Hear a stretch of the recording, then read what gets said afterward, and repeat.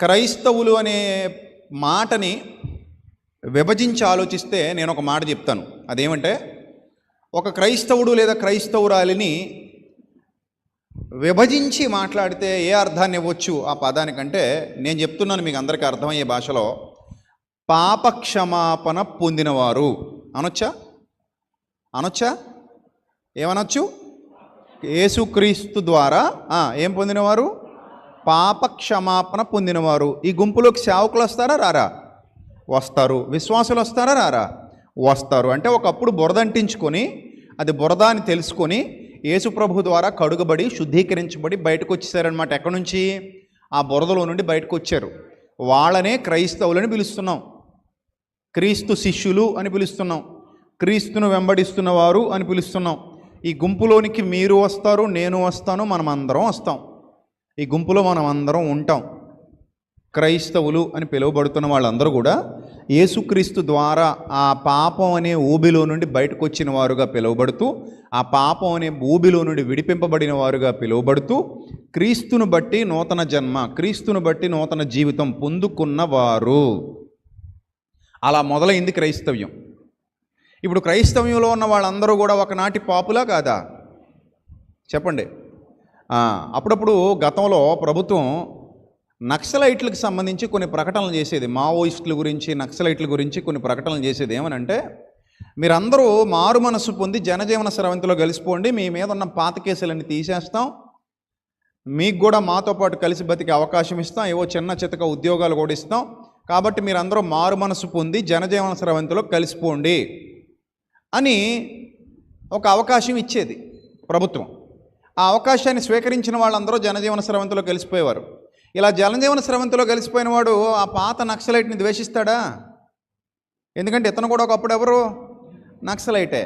ఆ పాత మావోయిస్ట్ని ద్వేషిస్తాడా? ఇతను కూడా ఒకప్పుడు మావోయిస్టే. ఆ రూట్లోనే ఉండేవాడు, అదే భావజాలం కలిగి బతికేవాడు, అదే జీవితాన్ని జీవించేవాడు. అక్కడ నుంచి వచ్చేసాడు, ఇక్కడికి వచ్చేసాడు. ఇప్పుడు ప్రభుత్వం ఇచ్చిన అవకాశాన్ని సద్వినియోగం చేసుకుంటున్నాడు. అలాగే మనం కూడా ప్రభు ఇచ్చిన అవకాశాన్ని సద్వినియోగం చేసుకుంటున్నాం. మనం కూడా ఒకప్పుడు చీకట్లోనే ఉన్నాం, మనం కూడా ఒకప్పుడు లోకంలోనే ఉన్నాం, మనం కూడా ఒకప్పుడు పాపపు బ్రతికిన వారమే. ఇప్పుడు క్రీస్తులోకి వచ్చేసాం, క్రీస్తు సంబంధులుగా బ్రతుకుతున్నాం. అంత మాత్రాన నువ్వు ఆ లోకంలో ఉన్న వాళ్ళని ద్వేషిస్తావా? చీకట్లో ఉన్న వాళ్ళని ద్వేషిస్తావా? వాళ్ళని అసహించుకుంటావా? అంటే అది మంచి పద్ధతి కాదు. నువ్వు బురదలోంచి బయటకు వచ్చి కాళ్ళు కడుక్కున్నావని ఇప్పుడు బురదలో ఉన్నవాడిని అసహించుకోవడం అనేది మంచి పద్ధతి కాదు.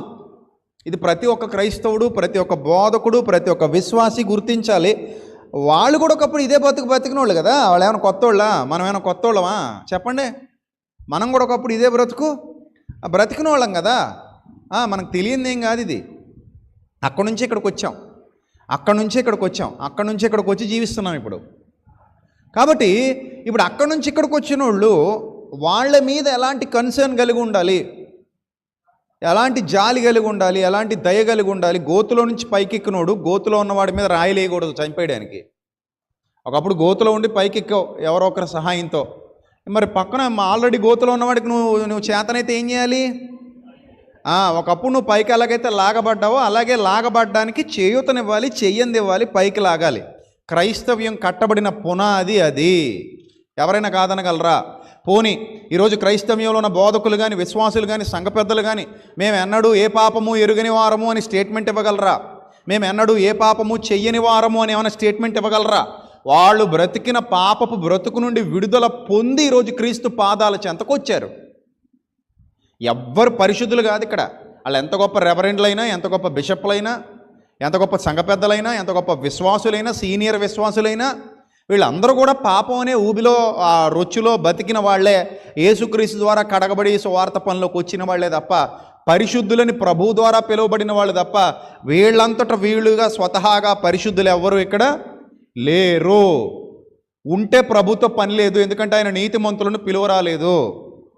నేను స్వతహాగా నీతిమంతుణ్ణి అని ఎవరైనా ఒకవేళ స్టేట్మెంట్ ఇస్తే వాళ్ళకి ప్రభుతో పని లేదు కదా.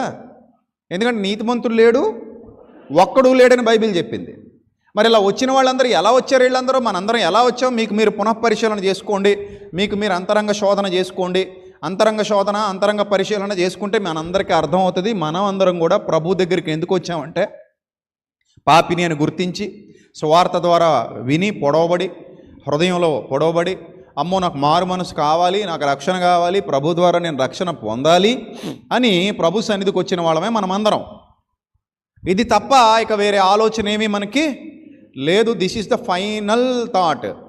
ఇదే మనందరి హృదయాల్లో ఉన్న చిట్ట చివరి ఫైనల్ ఆలోచన. ఇదే చివరి ఆలోచన.